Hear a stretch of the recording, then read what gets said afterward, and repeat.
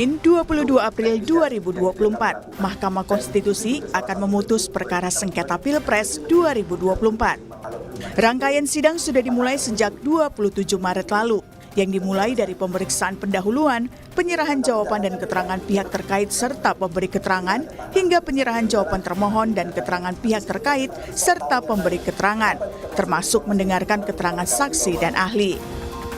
Kemarin tim hukum Anies Baswedan Muhaimin Iskandar menyerahkan kesimpulan sidang sengketa hasil Pilpres ke Mahkamah Konstitusi. Mereka juga menyerahkan 35 bukti tambahan ke Mahkamah Konstitusi. Tim hukum Amin meyakini bahwa semua bukti yang disampaikan selama sidang sengketa hasil Pilpres 2024 di MK sudah lengkap. Menurut saya tidak ada kata lain lagi kalau tidak dikabulkan. Mahkamah Konstitusi yang dengan profesional selama ini sudah melakukan sidang dengan baik dan tulus, saya mengikuti setiap hari, mudah-mudahan diberikan keleluasaan berpikir, hati yang tenang untuk bisa memutuskan dengan seadil-adilnya. Sekali lagi saya bangga kepada tim hukum nasional, mudah-mudahan ini menjadi catatan sejarah sehingga bisa dikabulkan permohonan dari 01. Senada dengan itu, kubu calon presiden dan wakil presiden nomor urut 3 Ganjar Pranowo Mahfud MD menyebut ada 5 kategori pelanggaran pemilu yang harus disimak oleh Majelis Hakim Konstitusi. Mulai dari pelanggaran etika, nepotisme yang ditunjukkan presiden, penyalahgunaan wewenang, hingga penyalahgunaan aplikasi IT di KPU. 5 pelanggaran inilah yang menjadikan Pilpres 2024 harus diulang. Proses yang penuh dengan pelanggaran-pelanggaran itu tidak menghasilkan output yang sah, yang legitimate, yang valid. Karena itu kami konsekuen dengan apa yang kami argumentasikan dalam permohonan kami. Penuhnya pelanggaran itu membuat output dari pemilu, termasuk pencoblosan pada tanggal 14 Februari, itu tidak bisa dianggap sah. Ya. Nah, MK tentu membaca apa yang kami tulis, ya, dan pemilu bisa diulang dan ada jurisprudensi. Sementara tim hukum Prabowo Gibran menyebut gugatan dan permohonan yang diajukan oleh tim hukum Anies Muhaimin dan Ganjar Mahfud soal dugaan kecurangan pemilu bukan wewenang MK. Tak hanya itu, tim hukum Prabowo Gibran menilai selama persidangan tudingan soal kecurangan pemilu tidak terbukti. Tidak ada bukti-bukti tentang kecurangan itu. Kesimpulan ini kami uraikan dengan jelas. Satu pun tidak terbukti adanya kecurangan tersebut. Ya kan? Jadi kita lihat tadi itu, bahwa saya katakan tadi itu sebenarnya kalau kecurangan ini, ranahnya ini ranah Bawaslu. Bawaslu yang harus memeriksa perkara kalau ada kecurangan. Dalam sidang sengketa Pilpres 2024 ini, Ketua Umum PDI Perjuangan Megawati Soekarno Putri mengajukan diri sebagai amicus curiae atau sahabat pengadilan ke Mahkamah Konstitusi. Dalam suratnya, Megawati mengajak rakyat Indonesia untuk berdoa semoga ketuk palu MK bukan merupakan palu godam, melainkan palu emas. Amicus curiae adalah pihak yang merasa berkepentingan terhadap suatu perkara dan memberikan pendapat hukum di pengadilan. Pendapat ini tidak dapat dikategorikan sebagai alat bukti maupun sebagai saksi atau ahli, tapi bisa menjadi pertimbangan hakim dalam memutus perkara. Tim Liputan, Kompas TV.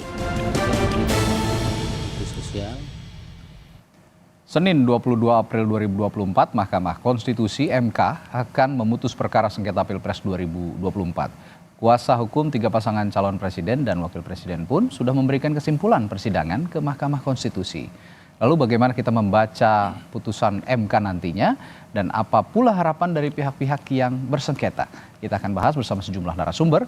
Ada Ketua Tim Hukum Timnas Anies Muhaimin, Ari Yusuf Amir, Wakil Komandan Alfa TKN Prabowo Gibran Fritz Edward, anggota Tim Hukum TPN Ganjar Mahfud Lutfi Yazid, dan Komisioner KPU Republik Indonesia Idam Holik. Selamat pagi Bapak-Bapak, Assalamualaikum. Selamat pagi.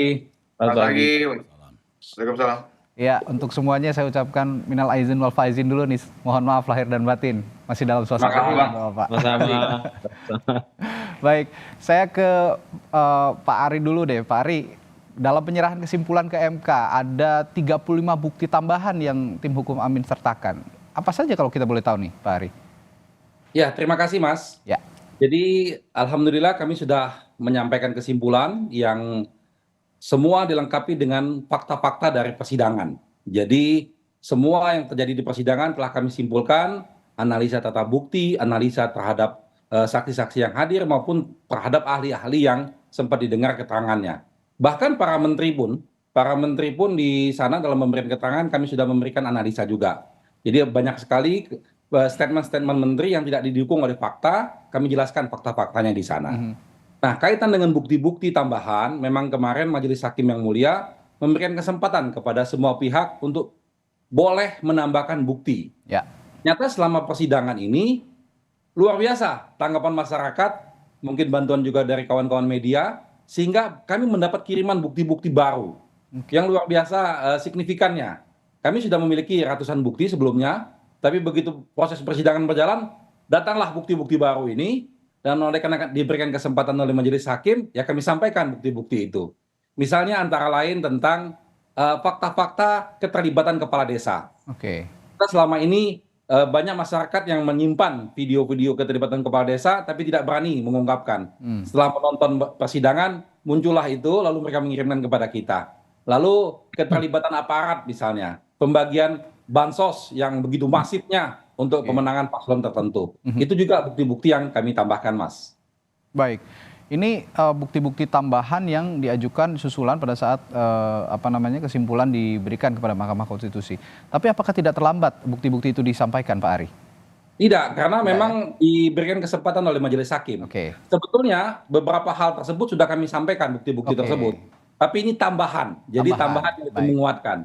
Bukti-bukti tadi sudah ada sebelumnya, tapi ini tambahan sehingga Majelis Hakim masih punya waktu untuk menilai dan mengecek lagi bukti-bukti tersebut. Baik, saya ke Pak Lutfi, saya sebelum ke Bung Frits karena saya tanya dulu nih dari pemohon dulu nih ya. Dalam kesimpulan yang diserahkan MK, apa saja poin yang sebenarnya disematkan dalam kesimpulan yang sudah diserahkan kemarin? Kalau saya simak kemarin dari Pak Todung Mulya Lubis, ini sebenarnya yang sudah dijalankan di persidangan memang tetap konsisten gitu ya dari TPN Ganjar Mahfud untuk disertakan juga dalam kesimpulan. Sepertinya begitu atau ada tambahan lain? Ya, kita memang diberikan waktu untuk menyampaikan kesimpulan oleh Majelis Hakim dan juga diberi kesempatan untuk menyampaikan bukti tambahan. Ada 41 bukti tambahan yang kita sampaikan di sana. Ya. Dan tentu saja seluruh proses persidangan, fakta-fakta persidangan, apa yang disampaikan oleh ahli dan saksi semuanya kita kita berikan tanggapan di dalam kesimpulan kami begitu. Dan yang kami tentu saja kami berharap ya bahwasanya dengan kesimpulan yang kami sampaikan dan juga dengan bukti tambahan ya itu benar-benar menjadi pertimbangan hakim karena dengan diberinya kesempatan bagi kami untuk menyampaikan kesimpulan serta bukti tambahan itu sebetulnya hakim ingin mendapatkan keyakinan. Ya. Ingin mendapatkan keyakinan bahwa apa yang akan diputuskan oleh majelis hakim itu tidak keliru. Karena jangan lupa Mas bahwa di dalam putusan MK itu ada irah-irah yang bunyinya demi keadilan berdasarkan ketuhanan yang Maha Esa. Jadi ada kata ketuhanan. Jadi pertanggungjawabannya bukan hanya kepada masyarakat, bangsa dan negara, tetapi kepada Tuhan. Makanya dibilang utusan Tuhan. Utusan Tuhan. Dan ini masalah yang serius begitu Mas. Karena bukan hanya di dunia tapi juga nanti di akhirat juga. Karena itu maka apa yang diharapkan itu ya kan di dalam prinsip pemilu itu kan keadilan ya. Pasal 22 itu keadilan ya. Di undang-undang pemilu juga yang diharapkan pemilu itu sesuai dengan prinsip justice, prinsip keadilan ya. Bahkan di dalam agama itu juga ada faidah hakamtum bainan nas antahkumu bil adl. Jadi tugas hakim itu berat sekali Mas. Jadi dia harus menghukum ya dengan adil. Ya. Bukan menghukum dengan kepastian hukum saja, tapi menghukum dengan adil. Di Undang-Undang Dasar 45 jelas pesannya seperti itu. Jadi nggak main-main ini. Tergantung sekarang para hakim itu ingin meninggalkan legacy apa. Apakah para hakim itu ingin mengembalikan marwah Mahkamah Konstitusi atau tidak. Ini kesempatan emas betul bagi para hakim Majelis Konstitusi itu. Dan saya yakin mereka akan mempertimbangkan hal ini. Mereka ingin dikenang sebagai apa nanti. Di tengah proses yang sedang berjalan di MK, kemarin sudah menyerahkan berkas kesimpulan begitu Pak Lutfi. Ini Ketua Umum PD Perjuangan, Bu Megawati Soekarno Putri menyerahkan juga surat kepada MK gitu, tertulis tangan. Yang isinya juga dia sebagai warga negara Indonesia mengajukan sebagai amicus curiae atau sahabat pengadilan. Dan kata-katanya pesannya juga cukup dalam gitu, tidak boleh hakim ini mengetuk palu, sebagai palunya itu palu godam gitu ya, kalau bisa palu emas gitu. Apakah makna ini juga selaras dengan kesimpulan yang disampaikan kemarin? Iya, jelas ya. Ibu Mega ini saya kira satu-satunya ya. Sekarang tokoh atau pimpinan partai politik ya, yang concern betul dengan tegaknya rule of law, yang concern betul bahwa MK ini menjadi the guardian of constitution dan Pancasila. Jadi tulisan beliau juga di Harian Nasional itu saya kira luar biasa ya. Dan kemudian beliau menyampaikan amicus curiae ini juga merupakan harapan beliau ya selaku seorang negarawan atau negarawati ya. Dan saya kira itu pesan yang sangat penting, bukan hanya bagi Mahkamah Konstitusi tapi juga bagi bangsa Indonesia. Ya. Jadi luar biasa respect saya kepada Ibu Megawati. Oke, saya juga minta respons dari Bung Frits nih, dari TKN Prabowo Gibran. Tim hukum Prabowo Gibran menyebut selama persidangan tudingan kecurangan pemilu itu tidak terbukti. Saya mengutip itu dari Prof. Yusril. Nah, dari sisi mana Anda melihat hal itu, Bung Frits?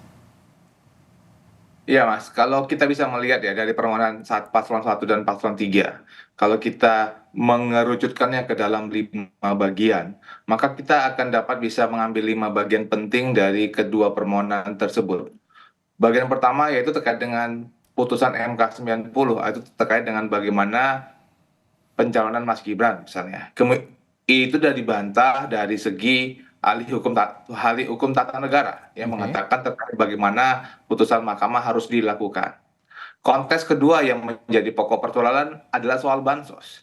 Di mana soal bansos, 4 menteri sudah menjelaskan bagaimana proses persetujuan serta penyalurannya.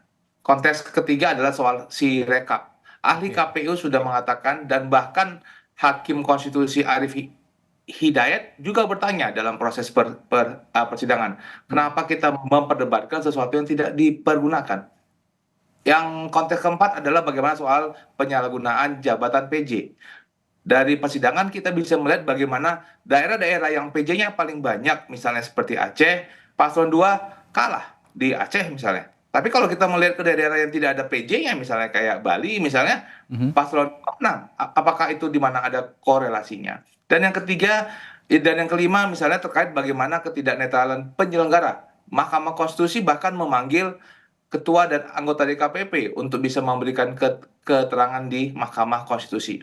Itu 5 konteks utama yang diajukan oleh paslon 1 dan paslon 3. Meskipun kemudian ada persoalan terkait dengan mekanisme di dalam pemungutan suara yang diadakan oleh para saksi. Tapi kalau kita bisa melihat, kan dasarnya adalah siapa yang mendalilkan, maka dia harus membuktikan. Dan dari proses persidangan, kita bisa melihat bagaimana 5 topik utama tadi itu dapat dibantah oleh para saksi-saksi yang ada. Bahkan ada beberapa ahli dari paslon 1 dan juga paslon 3 yang secara tidak langsung juga mendukung bagaimana proses keterpilihan daripada paslon 2. Oke, lalu jika kemarin sudah ada ahli dan juga saksi yang diajukan oleh masing-masing pihak, termasuk dari pihak terkait ya, dari Prabowo Gibran begitu. Jika Anda melihat dari ahli yang dihadirkan, saksi yang dihadirkan, termasuk yang dihadirkan juga oleh MK ya, dari 4 menteri ini, Anda melihat semua ini sudah bisa mematahkan apa yang ditudingkan kepada Prabowo Gibran? Kalau kita kan bisa melihat, kalau kita kembali kepada original konsep kenapa Mahkamah Konstitusi itu ada. Itu kan terkait dengan bagaimana sengketa penghitungan suara, bagaimana sengketa hasil. Tapi kan kemudian paslon 1 dan paslon 3 tidak fokus kepada sengketa hasilnya. Tidak dapat menyebutkan angka berapa yang sebenarnya yang diinginkan. Berapa angka seandainya paslon 1 dan paslon 3 menginginkan agar SK KPU 360 dibatalkan.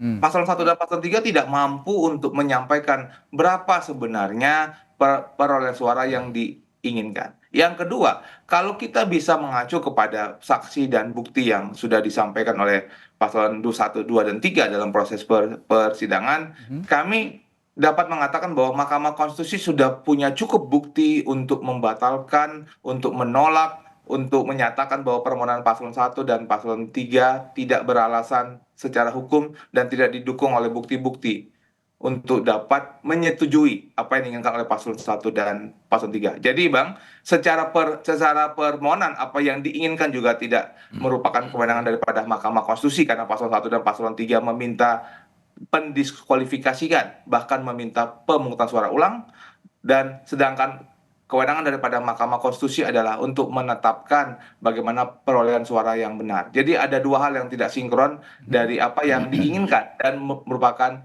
kewenangan dari Mahkamah Konstitusi. Baik, saya akan ke pihak termohon dalam hal ini KPU RI ini, Bung Idam. Dalam penyerahan kesimpulan ke MK, sepertinya ada bukti tambahan juga ya yang dibawa oleh KPU. Salah satunya itu formulir kejadian khusus. Ini kalau masyarakat awam sepertinya belum paham betul gitu. Apa sebenarnya formulir kejadian khusus itu? Bisa Anda jelaskan, Bung Idam? Ya, sesuai dengan permintaan Majelis Hakim yang mulia, Mahkamah Konstitusi bahwa KPU harus menyerahkan formulir model D catatan kejadian khusus dan atau keberatan saksi paslon peserta pemilu presiden dan wakil presiden. Kemarin sudah kami serahkan seluruhnya se-Indonesia. Jadi formulir tersebut memuat dua kategori klasifikasi. Yang pertama itu catatan kejadian khusus selama proses rekapitulasi. Yang kedua itu adalah keberatan dari para saksi paslon peserta pemilu presiden dan wakil presiden. Yang diminta ini adalah catatan keberatan. Apakah selama proses rekapitulasi berjenjang ini berapa banyak saksi paslon peserta pemilu presiden dan wakil presiden itu menyampaikan keberatannya secara tertulis? Karena itu adalah dokumen otentik.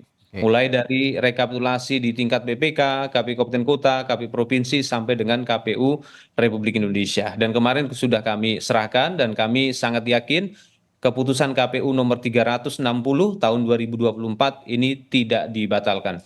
Oke, lalu kedudukan dan kekuatan hukumnya sebenarnya untuk formulir kejadian khusus ini seperti apa, Bung Idam?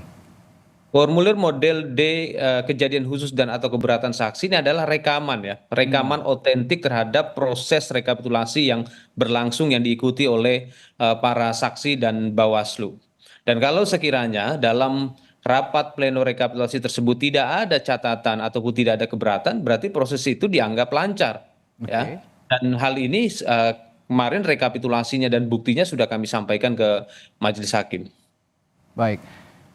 Saya kembali ke Pak Lutfi ini. Dalam kesimpulan tim hukum menyebut ada 5 pelanggaran begitu, Pak Lutfi. Ada pelanggaran etika, nepotisme yang ditujukan kepada presiden, termasuk penyalahgunaan wewenang hingga penyalahgunaan aplikasi IT KPU. Nah, menurut Anda semua ini terbukti di pengadilan? Kemarin sudah banyak saksi juga dan ahli yang dihadirkan? Iya, jelas. Kami yakin ya bahwasanya apa yang terjadi di dalam persidangan, proses persidangan terbukti. Ya. Dan di sana juga jelas bahwasanya KPU ya dan Bawaslu itu ya mohon maaf ya, bukan mohon maaf ya, memble menurut saya ya. Karena misalnya ya, tadi walaupun Bung Frits bilang putusan MK itu tidak bermasalah, ya, tetapi putusan MK nomor 90 itu tidak masalah. Tapi itu sebetulnya bukan self-executing. Artinya KPU itu harus merubah dulu peraturannya terkait umur dari dari Gibran itu ya. Jadi dan itu tidak bisa dibantah oleh mereka ya. Begitu juga dengan Bawaslu. Kan selalu ini persoalannya ada di Bawaslu. Padahal Bawaslunya tidak aktif. Sementara ya di dalam Undang-Undang Pemilu pasal 454 Bawaslu itu harus aktif, artinya dia harus melekat. Bawaslu itu makanya disebut dia pengawas, badan pengawas. Jadi kalau pengawas itu artinya harus aktif, bukan badan penerima laporan. Nah ini semuanya di dalam persidangan mereka nggak bisa membantah argumentasi kita. Soal nepotisme juga tentu saja, ya. Soal cawe-cawe dari Presiden RI itu. Dalam bantuan bansos misalnya, pendistribusian bansos misalnya, itu kan semuanya tidak bisa dibantah di dalam persidangan, itu semuanya terbukti ya. Kita yakin karena itu maka kami percaya bahwasanya Hakim MK itu tidak akan hanya berhenti di dalam angka-angka ya. Tetapi majelis hakim MK itu juga akan bersifat progresif, ya, kualitatif, ya, dan dan akan membuat kejutan menurut saya di dalam putusannya nanti. Pak Lutfi, tapi bagaimana dengan sejumlah menteri yang diundang kemarin itu mengatakan bahwa bansos yang salah satunya yang diprotes begitu ya oleh pemohon baik dari kubu Anda maupun dari kubu 01. Bagaimana dengan penjelasan menteri-menteri bahwa ini bansos ini disalurkan oleh presiden bukan menggunakan anggaran Kementerian Sosial pada saat itu kan dijelaskan seperti itu. Tapi ada juga anggaran dari presiden karena Kementerian Sosial tidak lagi menangani bantuan sosial langsung secara langsung ya, terutama untuk beras misalnya dan juga uang tunai begitu. Ini langsung di take over oleh presiden karena memang Kementerian Sosialnya tidak mau menangani itu. Bagaimana Anda merespons hal ini? Tapi jangan dijawab dulu ya Pak Lutfi. Saya akan tanyakan ini setelah jeda di Sapa Indonesia Pagi, tetaplah bersama kami.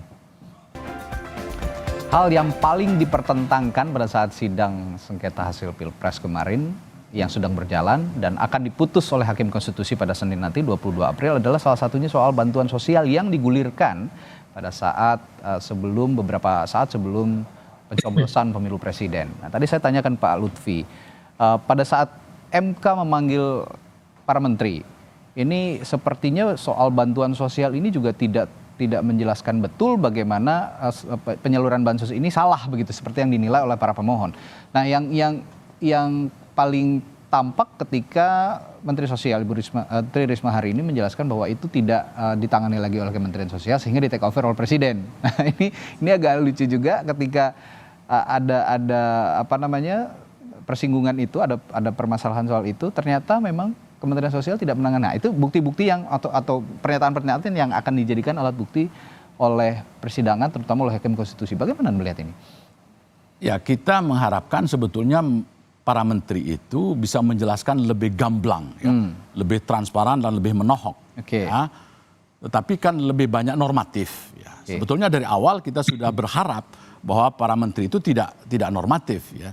Dan kalau Bung ingat bahwa ada salah satu majelis hakim, kalau nggak salah Profesor Arief yang menyatakan apakah ada pesan-pesan khusus saya ingat dari Pak Jokowi. Prof. Arief menanyakan itu. Nah, saya melihat memang ada yang terhambat begitu ya dari yang disampaikan para menteri itu, karena bagaimanapun para menteri ini kan menurut undang-undang adalah bawahan presiden dan bertanggung jawab kepada presiden. Tetapi dengan pertanyaan-pertanyaan hakim itu, pertanyaan-pertanyaan hakim kepada para menteri, 4 menteri itu dan juga DKPP, saya kira majelis hakim itu bisa menangkap dan bisa mempertimbangkan apa sebetulnya yang terjadi terkait dengan bantuan bansos itu.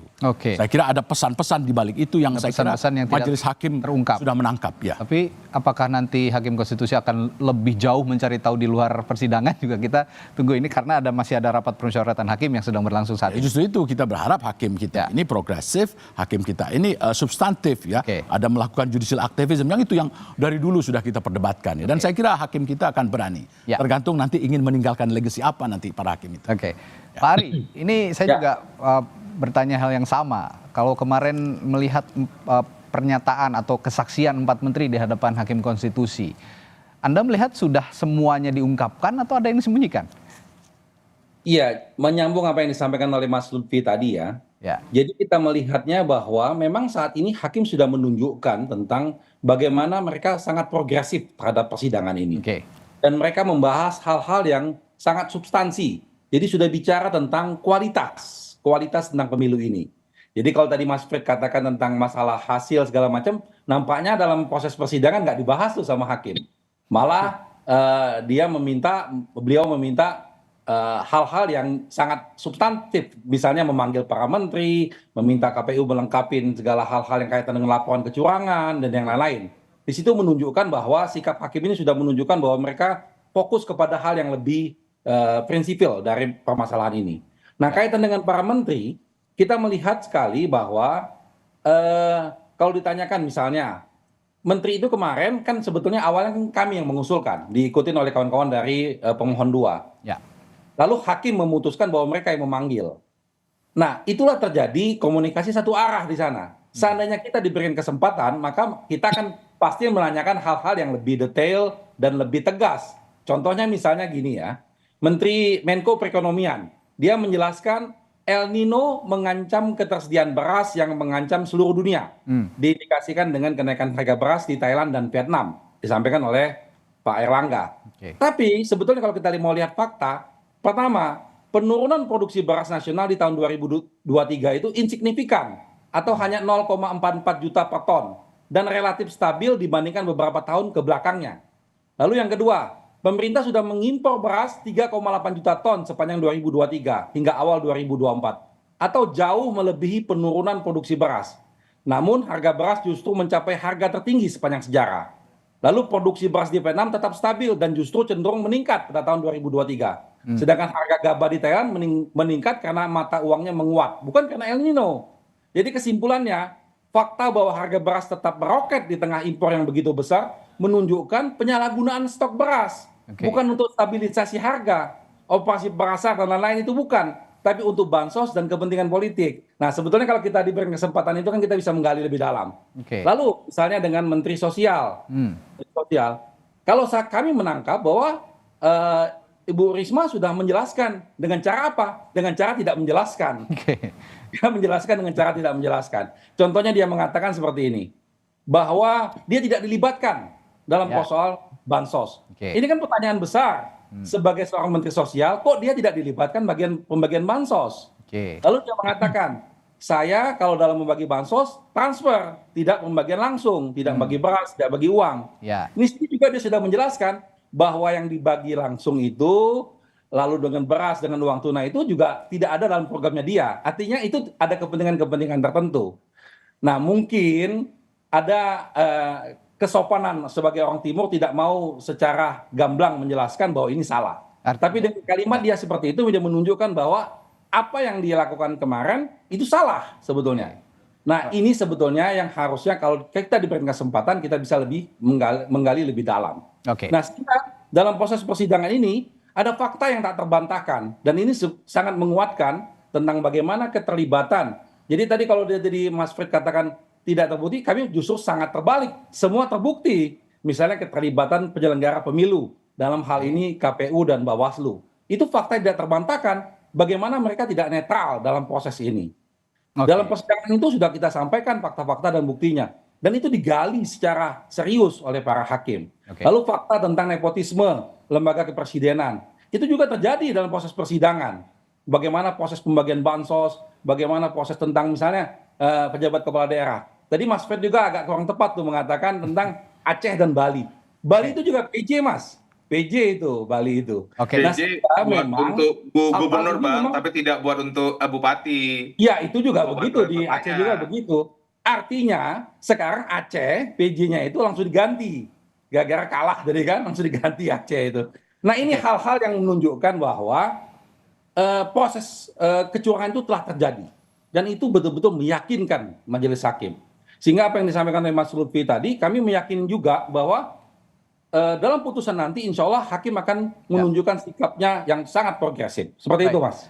Pak Ari, ini saya juga tertarik dengan pernyataan Ketua Tim Hukum Prabowo Gibran ya, Prof. Yusril Iza Mahendra, yang mengembalikan kembali permasalahan ini kepada masalah angka, masalah penghitungan suara, masalah hasil begitu.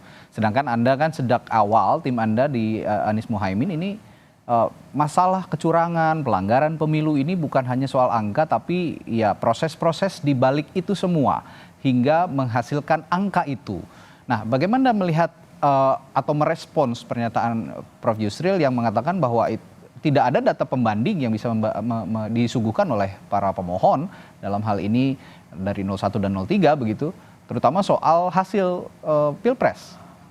Bagaimana? Ya memang dari awal cara pandangnya berbeda. Kami tidak mempersoalkan tentang hasil, karena kalau kita ibaratkan ini sepak bola gajah, apapun hasilnya memang sudah salah dari awalnya. Persoalannya itu. Jadi yang kita permasalahkan itu tentang kualitas pemilunya. Bagaimana proses pemilu ini dilakukan dengan cara yang tidak benar. Sehingga apapun hasilnya tidak bisa kita bahas. Kita bahas di prosesnya. Dan itu disepakatin oleh majelis hakim dalam proses persidangan. Coba kita lihat. Apakah pernah majelis hakim menanyakan tentang angka-angka? Tidak pernah. Malah dia menggali lebih dalam. Lalu apa kaitannya hasil dengan memanggil para menteri? Nggak ada. Artinya apa? Apa yang disampaikan oleh kawan-kawan dari pihak terkait ini, lawyer-lawyernya itu sesuatu hal yang sudah tertinggal. Ini kita sudah bicara ke depan, sudah bicara hal yang lebih kualitatif, bukan lagi kuantitatif, gitu. Oke, ya Bung Frits, Anda bagaimana merespons ini? Bahwa hakim konstitusi yang saya ikuti juga memang demikian, tidak pernah menyinggung soal angka, hasil begitu. Bagaimana melihat ini? Karena pertama-tama Bang, kalau kita melihat kepada kalau kita dalam konteksnya hakim ya, itu kan pertanyaan yang sudah berapa kali diajukan oleh hakim kepada paslon 1 dan paslon 3. Dan jelas kalau kita membaca permohonan yang diajukan oleh paslon 1 dan paslon 3, tidak ada di dalam permohonan tersebut yang menyatakan berapa jumlah suara yang diinginkan atau berapa jumlah suara yang diharapkan. Sepanjang yang saya baca ya Bang Ari ya, yang itu tidak ada. Tapi hakimnya nggak pernah nanya. Tidak ada di dalam permohonan. Iya betul, tapi hakim nggak pernah nanya. Ya hakim kan akan bertanya apa yang di dalam dimohonkan. Jadi untuk apa hakim bertanya? Karena di dalam permohonan sendiri tidak ada. Tapi begini Bung Frits, kami tidak membahas itu. Sebentar. Karena menurut kami itu nggak penting. Saya itu sudah bisa dilihat dari bentuk permohonan itu. Dan yang kedua, memang enak kasih komentar apabila sudah selesai para ahli atau para menteri yang berbicara. Karena sebenarnya masing-masing pihak kan memiliki kesempatan untuk mengajukan 19 orang. Baik ahli ataupun saksi gitu. Dan seandainya misalnya paslon 1 dan paslon 3 misalnya mau mempergunakan cara pandang, ini kan hal yang kalau saya bisa melihat apa yang mau disampaikan oleh para menteri kemarin, itu kan bukan sesuatu hal yang baru. Itu merupakan sesuatu yang merupakan dokumen publik yang bisa diakses pada saat proses misalnya tanggal 16 Agustus pada saat pembacaan nota anggaran, ada juga dalam rapat-rapat di Komisi 8, itu bukan dokumen yang baru, tapi itu merupakan dokumen yang sudah dapat kita terima. Harusnya paslon 1 dan paslon 3 sudah bisa menyiapkan ahli yang dapat ahli pangan, kemudian ahli untuk secara soal cuaca, untuk dapat bisa mempertimbangkan apa yang bakal akan disampaikan oleh para menteri ke depan.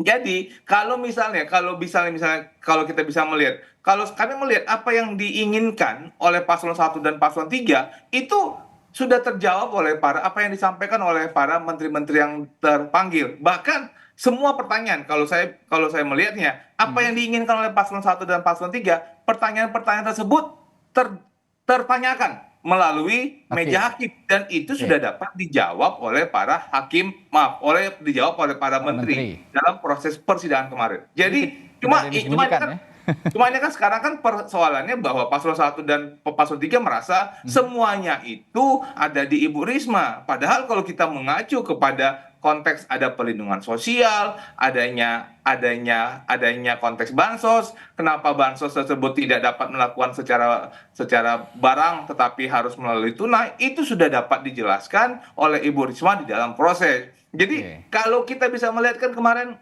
apa dasarnya kemudian dibagi-bagikan bahwa itu merupakan dana operasional yang dimiliki oleh presiden, itu kan juga merupakan bagian daripada soal untuk bansos. Yang kemudian kita melihat bagaimana proses itu didiskusikan, kapan, kenapa, bagaimana caranya. Itu adalah sesuatu yang sudah didiskusikan juga oleh partai-partai politik. Jadi kami melihat semua pertanyaan yang diinginkan oleh paslon 1 dan 3 di dalam proses terkait bansos itu sudah ditanyakan oleh hakim dalam proses persidangan kemarin. Oke. Artinya sudah on the track begitu ya menurut Anda, dan juga tidak ada yang disembunyikan lagi. Tapi menurut kami sama dari para saksi yang dihadirkan dari para menteri. Bagaimana? Iya, karena karena kan semuanya tidak melalui Ibu Risma. Kan kemarin dapat dijelaskan ada namanya jaminan sosial, adanya jaminan kesehatan, adanya sebuah subsidi. Itu kan semua dijelaskan dan tidak semuanya itu dalam kewenangan Kementerian Sosial. Jadi Ibu Risma hanya bisa dapat menjelaskan apa yang merupakan kewenangan dari Kementerian Sosial. Saya kembali ke masalah angka-angka yang tidak disinggung oleh Hakim Konstitusi tadi. Saya juga menyimak hal itu. Memang tidak ada angka-angka sekali yang didiskusikan ataupun yang ditanyakan oleh beda paradigma, Mas. Iya. Sebentar, saya sebelum ke Pak Lutfi, saya ke Bung Idam dulu. Bung Idam, kan kalau sengketa pilpres, sengketa pemilu gitu dalam pemilu-pemilu sebelumnya selalu yang disengketakan hasilnya begitu, angkanya ya. Nah, kemarin angka-angka ini tidak disinggung oleh Hakim Konstitusi dan KPU juga karena tidak disinggung oleh hakim ataupun ahli yang dihadirkan juga tidak menyinggung hal itu, ahli dan saksi ini juga tidak muncul. Bagaimana Anda melihat hal itu, Bung Idam? Ya, kami berkeyakinan kenapa majelis hakim itu tidak menyinggung pada persoalan perselisihan hasil ya. Oke. Bisa jadi memang majelis hakim yang mulia ini meyakini bahwa proses pemungutan, penghitungan serta rekapitulasi suara itu sudah sesuai dengan undang-undang pemilu. Itu keyakinan kami. Sehingga Oke. dalam persidangan itu tidak pernah dipermasalahkan, apalagi memang dalam dua permohonan itu tidak menyinggung secara mendasar tentang perselisihan hasil pemilu. Dan kami meyakini bahwa proses pemilu ini sudah berjalan dengan baik. Dan kalau seandainya ada dugaan-dugaan berkaitan dengan dugaan pelanggaran administrasi yang sifatnya TSM, dugaan pelanggaran pidana, Oke. dugaan pelanggaran etik dan sebagainya, itu sistem keadilan pemilu sudah mengatur itu dengan jelas. Ya. Ya, sistem keadilan pemilu sudah mengatur dengan jelas, karena itu tidak disinggung di sidang begitu katanya Bu Lutfi, karena sudah on the track begitu. Jadi menurut saya kita memang beda dari awal, beda paradigma. Oke. Nah, majelis hakim ini mencari kebenaran kualitatif juga. Coba kita ingat ketika Profesor yang mulia Profesor Saldi menyatakan dalam pemilu 2019 ya kan posisi calon wakil presiden waktu itu Pak Ma'ruf Amin ya itu sebagai salah satu komisaris di BUMN. Pertanyaannya Profesor Saldi cuma singkat, itu kuantitatif atau kualitatif? Oke. Dijawab ya oleh KPU itu kualitatif. Nah, artinya yang dicari itu bukan hanya angka-angka, tapi keadilan substantif yang sebenarnya. Nah, ini penting, jangan sampai nanti masyarakat, rakyat ini nanti mempunyai kesadaran baru dan mencari keadilannya sendiri dengan caranya sendiri, sehingga pemerintahan nanti tidak ada public trust, tidak ada kepercayaan penuh, tidak legitimate. Ini persoalan yang serius, Mas. Oke. Sehingga angka-angka itu tidak muncul karena memang beda kanal gitu ya. Iya, Maksudnya beda pemikiran, bukan beda kanal. Ya, kalau MK hanya mempersoalkan angka, terlalu ini cukup di pengadilan negeri saja, pengadilan yang kira-kira begitulah perumpamaannya. Ya, kalau MK akhirnya memutus, ya ini kita tidak tahu ya.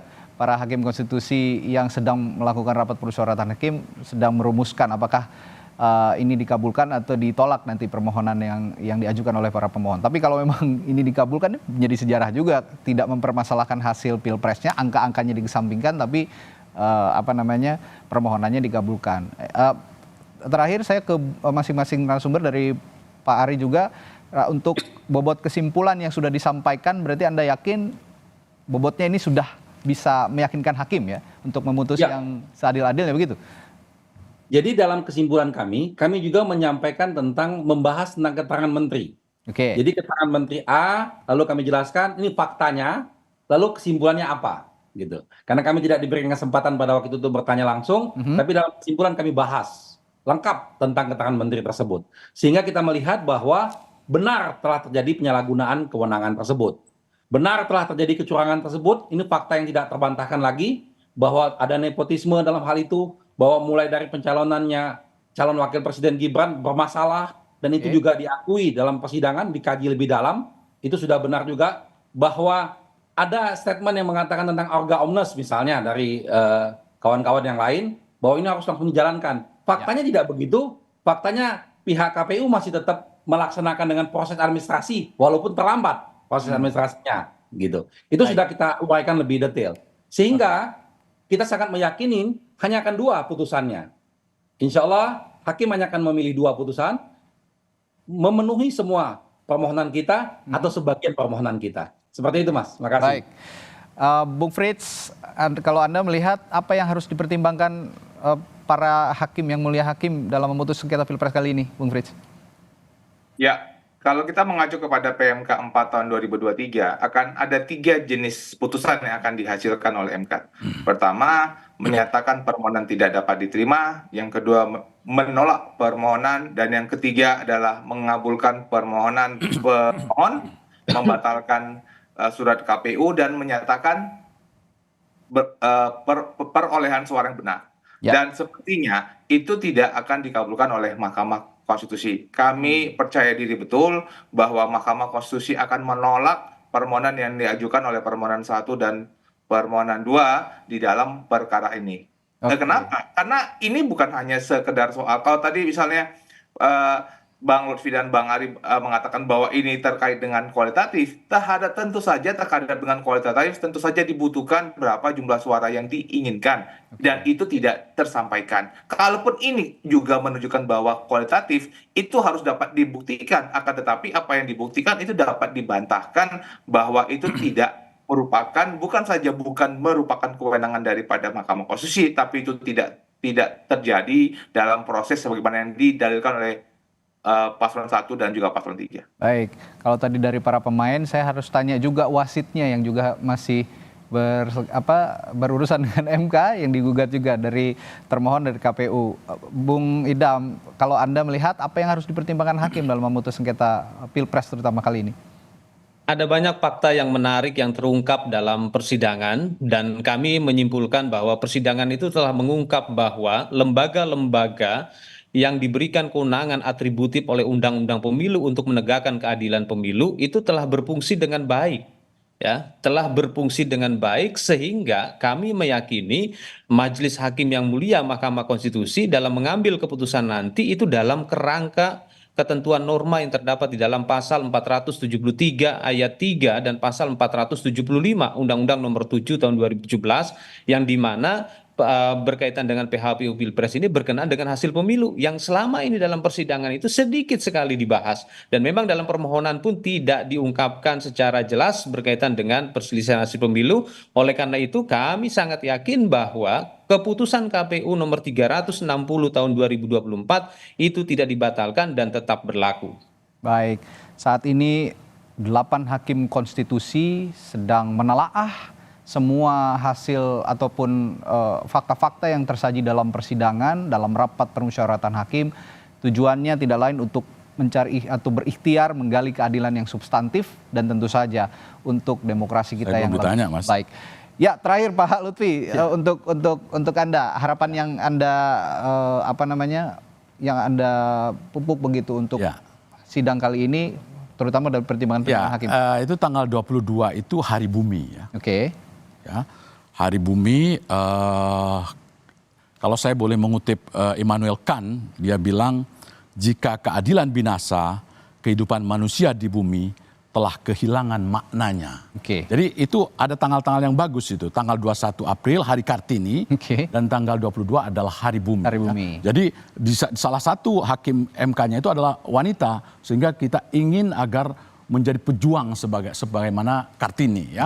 Jadi menegakkan keadilan ya. Nah, kalau kembali kepada petitum kita, kan hanya petitum kita adalah membatalkan keputusan KPU 360 ya. Kemudian diskualifikasi dan kemudian PSU pemungutan suara ulang ya 01 antara 01 dan 03. Saya kira majelis hakim itu akan memutuskan sesuai dengan yang kami harapkan, karena kami yakin bahwasanya para majelis hakim itu adalah memenuhi syarat negarawan dan dia ingin dikenang namanya, ingin harum namanya di masa yang akan datang, dikenang sebagai penjaga Undang-Undang Dasar 45 dan konstitusi. Ya, hari baik ya tanggal 22. Hari baik. Jadi kita nantikan bersama apakah nanti hakim konstitusi juga yang sekarang sedang berikhtiar untuk menggali keadilan yang substantif bisa memutus sesuai dengan keinginan semua pihak. Jadi untuk demokrasi yang lebih baik, kita gantungkan putusan hakim konstitusi nanti pada hari Senin 22 April 2024. Terima kasih para narasumber saya pagi hari ini. Ada Ketua Tim Hukum Timnas Anies Mohaimin, Ari Yusuf Amir, Wakil Komandan Alfa TKN Prabowo Gibran Fritz Edward, lalu anggota Hukum TPN Ganjar Mahfud Lutfi Yazid, Pak Lutfi, dan juga Komisioner KPU Republik Indonesia Idam Holik. Terima kasih Bapak-Bapak, sehat selalu. Assalamualaikum. Salam. Sampai ketemu Bang. Saudara, masih ada informasi menarik lainnya yang akan kami hadirkan, termasuk informasi terbaru soal erupsi Gunung Api Ruang di Kabupaten Kepulauan Sitaro, Sulawesi Utara. Sesaat lagi di Sapa Indonesia Pagi.